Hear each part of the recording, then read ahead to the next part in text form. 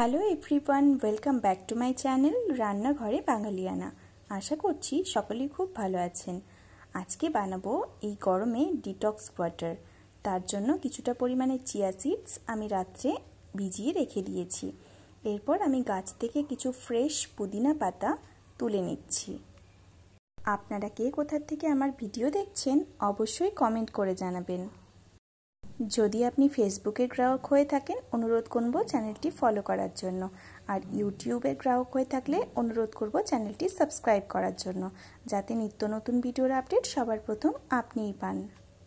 এরপর ভিজিয়ে রাখা চিয়া সিডস দিয়ে দিয়েছি গ্লাসের মধ্যে 2 চামচের মতো, আর এখানে কেটে রাখা লেবু আর কেটে রাখা শসা, কেটে রাখা আদা এর মধ্যে দিয়ে নিলাম, আর দিয়ে দিলাম কিছু ফ্রেশ পুদিনা পাতা।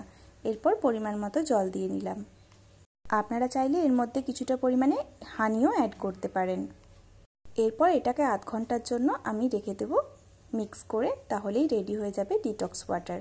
চেষ্টা করবেন অবশ্যই কাঁচের পাত্রে বানানোর জন্য, আর এটা হেলথের জন্য কিন্তু ভীষণ উপকারী এবং ওজন কমাতেও সাহায্য করে। অবশ্যই বাড়িতে ট্রাই করবেন। সকলে খুব ভালো থাকবেন, সাবধানে থাকবেন, সুস্থ থাকবেন।